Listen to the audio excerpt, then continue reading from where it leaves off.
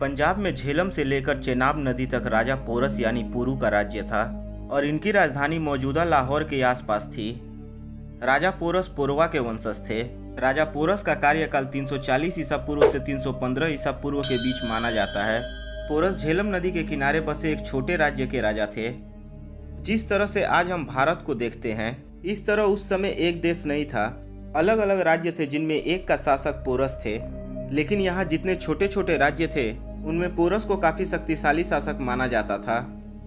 दोस्तों, आपने सिकंदर और पोरस के बीच युद्ध की कहानी तो जरूर सुनी या पढ़ी होगी, लेकिन आज मैं आपको इस युद्ध के बाद की कहानी सुनाने जा रहा हूँ, जिसमें सिकंदर ने भी राजा पोरस को एक वीर योद्धा मानकर पोरस से दोस्ती कर ली।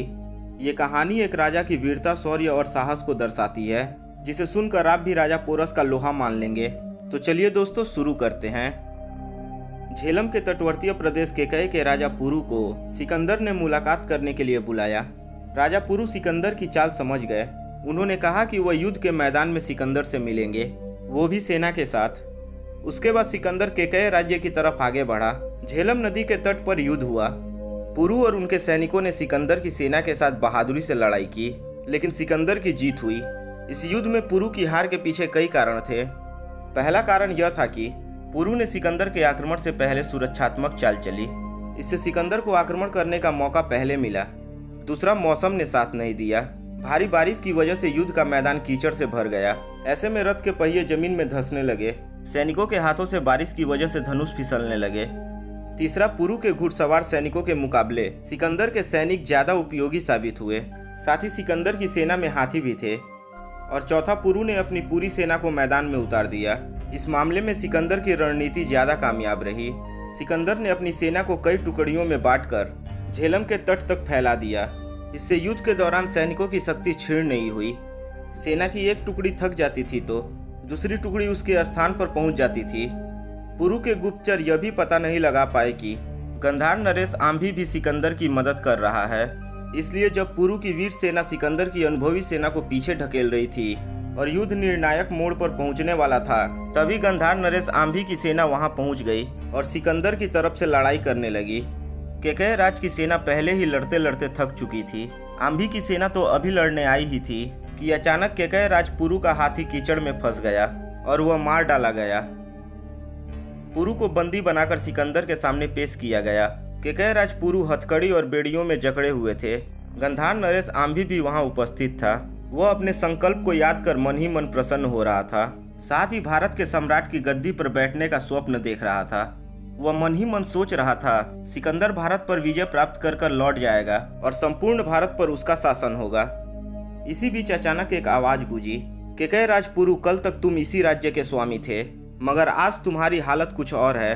आज तुम एक बंदी के रूप में मेरे सामने खड़े हो। सिकंदर की बात से पुरु जरा भी सहमे नहीं, बल्कि उन्होंने निर्भीक होकर कहा कि यह तो समय का फेर है सिकंदर। युद्ध में आप भी पराजित होते तो यही स्थिति आपकी भी होती। सिकंदर केकय राज पुरु की बात सुनकर हैरान हो गया। उधर गंधार नरेश आम्भी पुरु की बात सुनकर उबल पड़ा। उसने आओ देखा न ताओ अपनी तलवार खींच ली। वह पुरु की ओर अभी आगे बढ़ा ही था कि सिकंदर ने उसे रोक लिया। आम्भी ने कहा, यवन राज, इसने अपनी बातों से आपका अपमान किया है। यह कायर है और इसे जीने का कोई अधिकार नहीं है। इसे मृत्यु दंड दिया जाना चाहिए। इस पर सिकंदर ने कहा, केकय राज पुरु कायर नहीं, वीर है। युद्ध में हार जाना कायरता नहीं है। जो युद्ध में हारता है वह वीर कहलाता है। कायर तो वो है जो युद्ध किए बिना ही पराजय स्वीकार कर ले। यवन राज की यह बात आम्भी को तीर की तरह लगी। मारे शर्म के वो कुछ बोलने लायक नहीं रह गया था। दरअसल जब सिकंदर ने गंधार की ओर चुक किया था, आम्भी ने बिना युद्ध किए अपनी पराजय स्वीकार कर ली थी और वो सिकंदर की शरण में चला गया था। यही बात आम्भी को सता रही थी। अब सिकंदर केकय राज पुरु से मुखातिब हुआ। सिकंदर ने पुरु से पूछा, राजन, आपके साथ कैसा बर्ताव किया जाना चाहिए? इस पर पुरु ने उत्तर दिया, जैसा एक राजा दूसरे राजा के साथ करता है। पुरु की बातों में अनुनय विनय का भाव नहीं, बल्कि स्वाभिमान झलक रहा था। सिकंदर को पुरु का उत्तर बहुत अच्छा लगा। उसने कहा, पुरु, तुम वीर तो हो ही, धीर और गंभीर भी हो। तुम्हारी वीरता से प्रसन्न होकर हम तुम्हें केकय सहित आसपास के राज्यों की शासन व्यवस्था का भार सौंपते हैं। इसके साथ ही चिनाव नदी के पश्चिमी क्षेत्र के 37 शहर सिकंदर ने केकय राज पुरु को, जिसकी आबादी 5000 से 10,000 थी, पुरु को सौंप दिए गए। सिकंदर ने केकय राज पुरु को इन क्षेत्रों को अपने राज्य में मिला लेने के लिए कहा और सिकंदर ने राजा पुरु की ओर दोस्ती का हाथ बढ़ाया। तो दोस्तों, आपको राजा पुरु की वीरता की कहानी कैसी लगी कमेंट बॉक्स में लिखकर हमें ज़रूर बताइएगा।